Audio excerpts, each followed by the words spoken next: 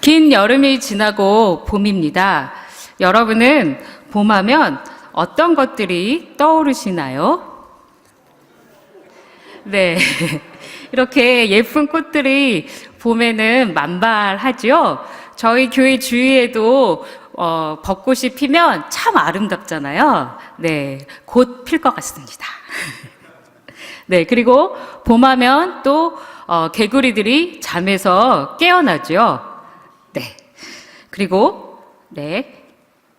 여기저기 또 새싹들이 돋아나는 계절입니다. 그리고 봄에는 또 아이들이 입학을 하죠. 네. 그래서 이렇게 손수건을 크게 달고 입학했던 그런 기억이 떠오릅니다. 네. 그리고 여기저기에서 맛있는 봄나물들이 돋아나죠. 오늘 저녁 식탁에는 달래나 냉이로 맛있는 찌개를 끓이면 어떨까요? 네. 그리고 노란 병아리들도 생각이 납니다. 이렇게 만물이 소생하는 계절에 예수님이 들려주신 이야기 중에 넘겨주세요. 씨 뿌리는 비유를 떠올려 봅니다. 농부가 밭에 씨를 뿌립니다.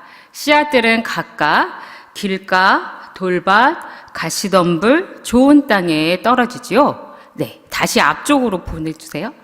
농부가 씨 뿌리는 자, 그 다음 처음에 씨앗이 이렇게 각각 다른 밭에 이렇게 뿌려졌는데 첫 번째 뿌려진 씨앗이 갔던 곳은 길가입니다. 길가에 뿌려진 씨앗은 새들의 먹이가 되어버렸습니다. 다음이요. 두 번째는 흙이 얕은 돌밭에 떨어졌습니다. 어떻게 됐을까요? 넘겨주세요. 싹은 튀었지만 흙이 얇기 때문에 뿌리를 내리지 못해서 금방 말라버렸죠. 그리고 가시덤불에 떨어진 씨앗들도 있었습니다. 어떻게 됐죠?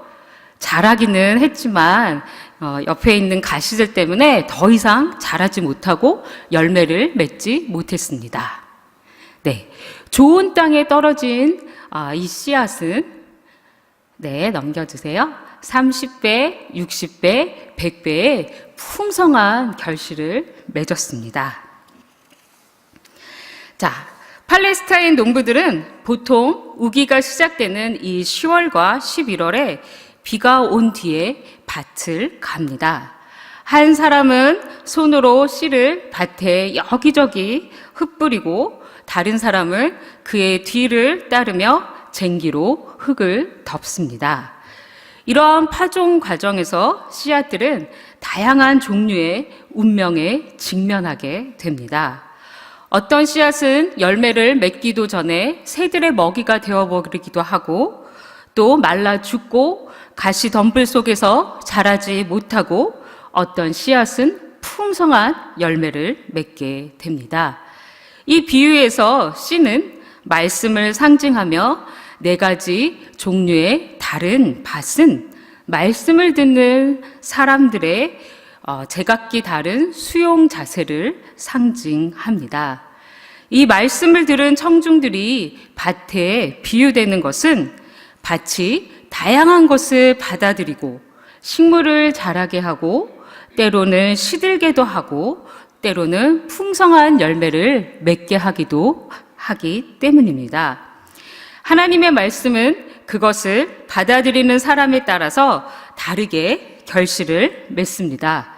말씀이 달라서가 아니라 그 말씀을 받아들이는 사람들의 마음이 다르기 때문에 다른 결과를 초래하는 것입니다.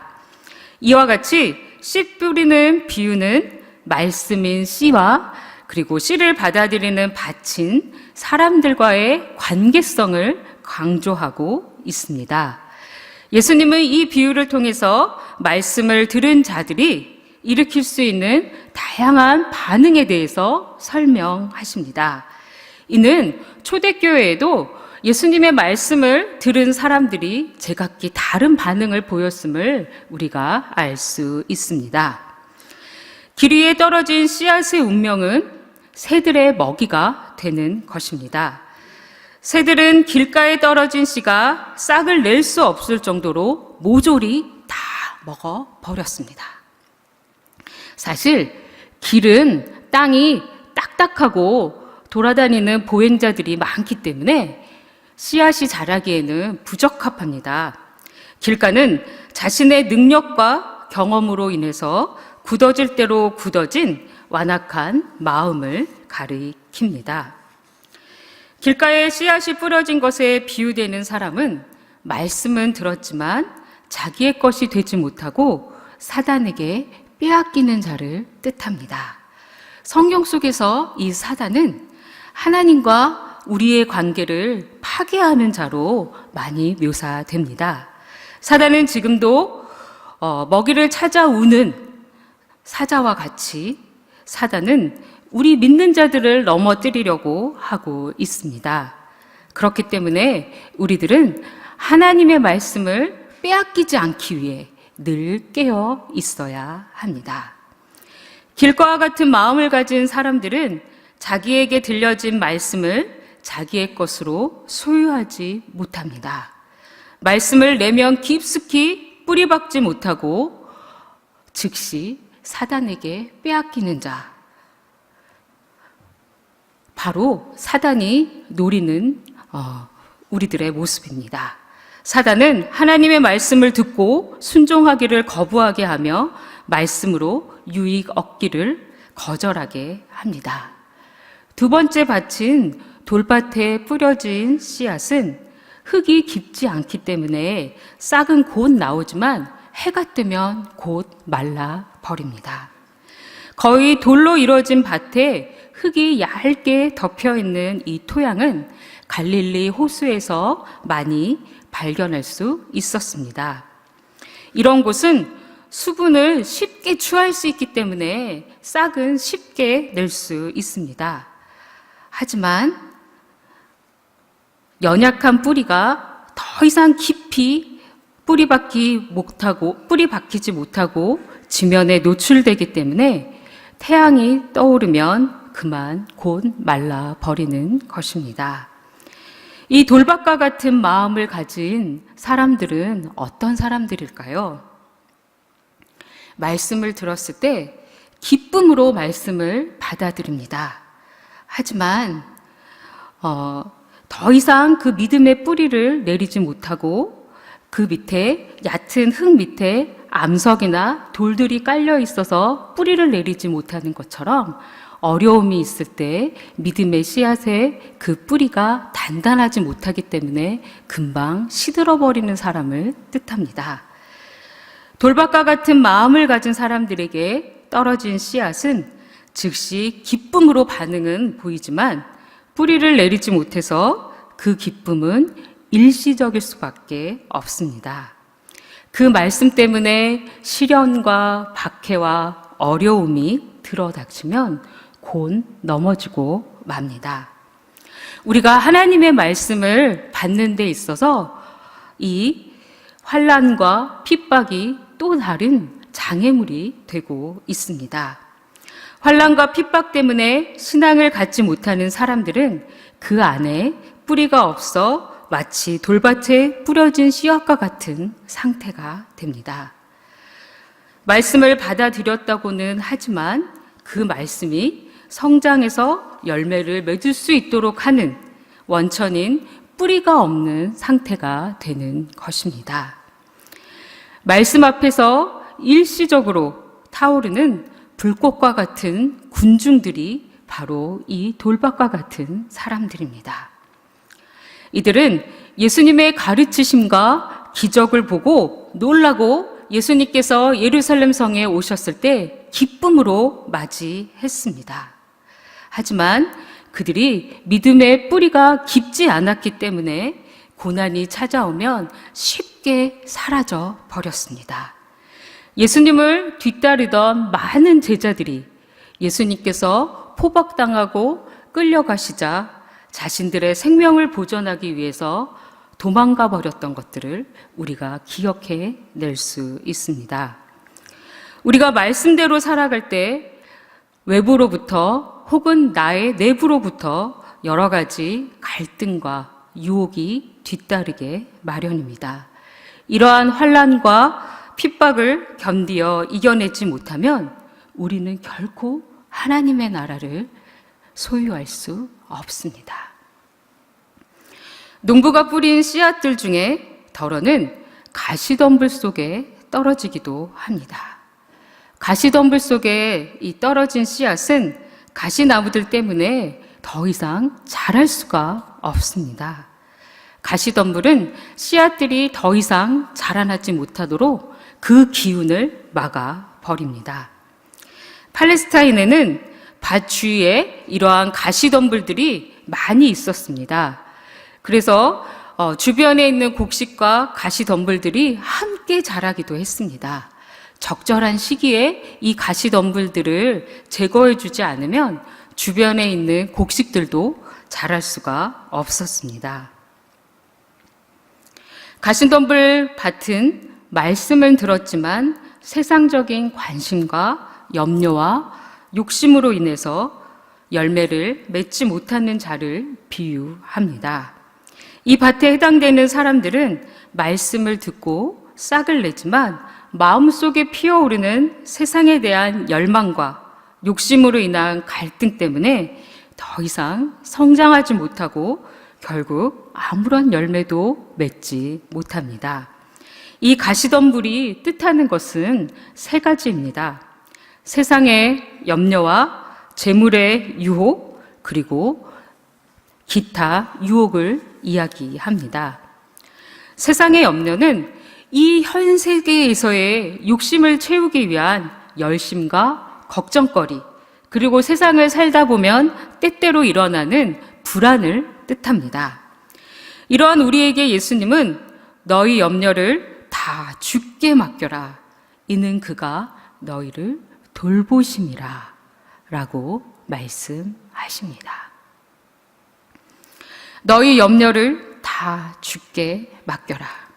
이는 그가 너희를 돌보심이라. 베드로전서 5장 7절의 말씀처럼 이 세상을 살아가며 이 현 세계에서의 욕심을 채우기 위한 열심과 걱정, 불안에 너무 지나치게 사로잡히게 되면 하나님의 말씀의 씨앗이 뿌리를 내리지 못합니다. 두 번째로 이 가시덤불은 재물의 유혹을 뜻합니다. 재물의 유혹은 우리의 영혼을 깊이 찌르는 가시가 됩니다. 왜 재물의 유혹이 가시가 될까요? 재물은 그 자체가 죄가 되지는 않지만 속이거나 교활한 특성을 가지고 있기 때문입니다. 우리가 무언가를 많이 소유하고 있으면 마치 안전한 것처럼 느끼게 하고 또는 그것이 힘이 되고 자랑이 되고 든든함이 되어서 하나님보다 더 우선순위에 두고 하나님을 떠나게 할 수 있기 때문입니다. 그래서 이 재물의 유혹이 우리의 영혼을 찌르는 가시가 됩니다. 세 번째, 이 가시덤불은 그 외에 여러 가지 우리가 겪게 되는 욕심들을 이야기합니다. 우리는 말씀의 씨앗을 자라지 못하게 하고 질식시켜서 더 이상 그 기운을 성장하지 못하도록 막는 장애 요소가 되는 이 세상의 염려, 재물의 유혹, 그리고 욕심을 버리고 하나님의 뜻을 따라야 합니다. 위에 이 세 가지 땅과 달리 좋은 땅은 풍성한 결실을 맺습니다.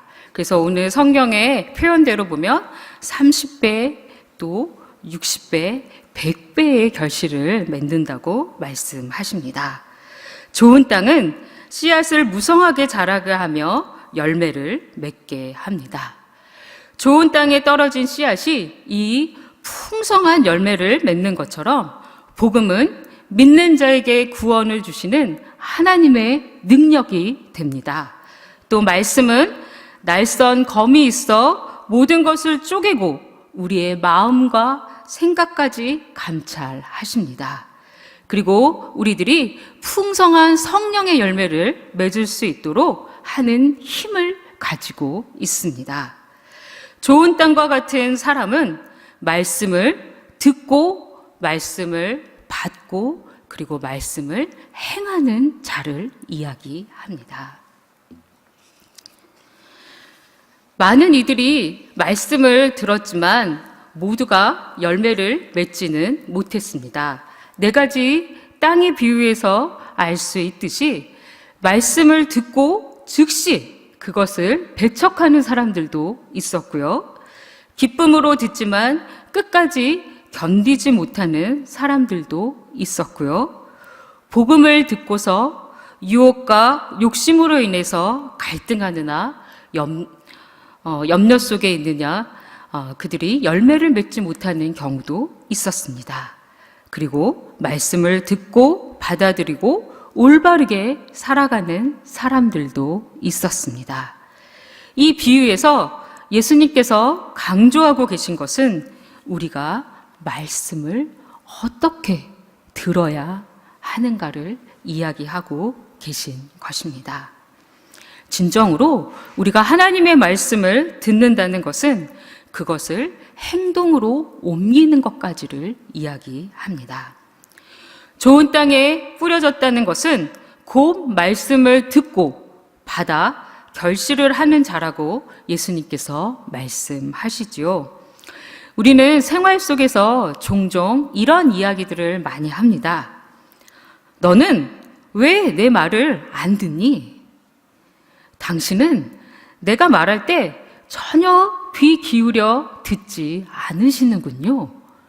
우리가 이렇게 이야기하고 있는 것은 왜 내가 말한 대로 그대로 행하지 않느냐라는 속뜻을 담고 있습니다. 우리가 아이에게 무언가를 이야기할 때 우리는 무엇을 기대합니까? 그 이야기대로 그대로 행할 것을 기대하죠. 그런데 그렇지 못하면 넌 왜 내 말을 안 듣는 거니? 라고 이야기하게 됩니다. 우리가 상대방에게 이렇게 이야기할 때 왜 들은 대로 행하지 않느냐라고 묻고 있는 것이죠. 이렇듯 들음은 실천을 내포하고 있습니다. 우리가 말씀을 깊이 주의하여 듣고 깨달아 행하면 말씀이 우리 삶 가운데 열매를 맺습니다. 오늘 읽은 4장 20절에 보면 좋은 땅에 뿌려진 씨앗을 설명하는 동사들이 모두 현재 시제임을 알 수 있습니다.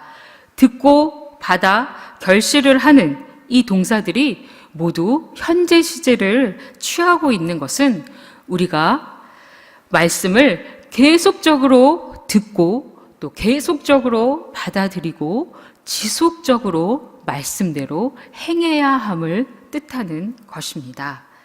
우리는 말씀의 열매를 맺기 위해 지속적으로 하나님의 말씀을 듣고 받아들이며 말씀대로 살아가야 합니다. 우리가 이 씨 뿌리는 비유에서 또한 주목해야 할 것은 이 비유가 단계적으로 설명되고 있다는 것입니다. 새의 먹이가 되어서 쓸모없게 된 단계가 있었고요. 싹은 틔었지만 햇빛에 고운 말라버린 상태가 있었고 자라기는 했지만 열매를 맺지 못하는 상태도 있었으며 풍성한 열매를 맺는 또한 결실의 상태의 단계도 있었습니다. 이를 통해 우리는 말씀의 풍성한 결실로까지 나아가야 함을 깨닫게 됩니다. 예수님께서 우리에게 말씀을 전해주시면서 우리에게 또한 도달해야 하는 그 신앙의 단계, 성숙의 단계, 그것이 분명히 있다는 것이죠. 우리는 풍성한 말씀의 열매들을 맺는 그 단계까지 이르러야 함을 이 비유에서 깨닫게 됩니다. 우리의 심령은 지금 어떤 단계에 놓여 있습니까? 나는 어느 단계에서 결실하지 못하고 멈추어 있습니까? 말씀의 열매를 맺지 못하고 반복해서 걸려 넘어지는 나에게 있어서 믿음의 걸림돌은 무엇입니까? 내가 뛰어넘지 못하는 나의 한계는 무엇입니까? 마지막으로 이 비유를 통해서 우리 자신을 점검해 보아야 할 것은 말씀으로 인하여 필연적으로 직면해야 하는 핍박과 환난이 있다는 것입니다. 씨앗이 발아에서 성장하는데 태양은 필수적인 요소가 됩니다. 6절에 언급된 대로 뿌리가 없는 식물에게는 태양이 성장에 크나큰 장애물이 됩니다. 하지만 좋은 땅에 뿌려진 씨앗은 그 성장에 있어서 수분만큼이나 햇빛이 중요한 성장의 요인으로 작용합니다. 우리도 식물들을 많이 키워봤지만 햇빛이 잘 드는 곳에 이렇게 햇빛을 잘 비춰주어야 온전하게 그 식물이 잘 자라는 것을 알 수 있습니다. 태양빛 없이는 씨앗이 결코 온전히 성장해서 열매를 맺을 수 없습니다. 우리는 말씀으로 인하여 직면해야 하는 어려움을 이겨낼 때 풍성한 말씀의 결실을 맺을 수 있습니다. 우리 안에, 우리 밭에 있는 새들은 무엇입니까? 단단한 돌멩이들은 무엇입니까? 나의 영혼을 찌르는 가시들은 무엇입니까? 우리 안에 있는 새들과 단단한 돌멩이들, 그리고 필연적으로 따라오는 뜨거운 태양, 험한 가시덤불들을 걷어내고 말씀의 씨앗이 성장하여 열매 맺을 수 있도록 합시다. 우리 모두는 하나님의 말씀을 듣고 받아 열매 맺는 좋은 땅이 되어야 합니다. 기도하겠습니다. 하나님, 우리가 말씀을 듣고 받아 풍성한 결실을 맺는 좋은 땅이 되게 하옵소서. 신일의 모든 성도들이 좋은 땅이 되어 지속적으로 말씀을 주목하고 받아들이며 실천하게 하옵소서. 예수님의 이름으로 기도합니다. 아멘.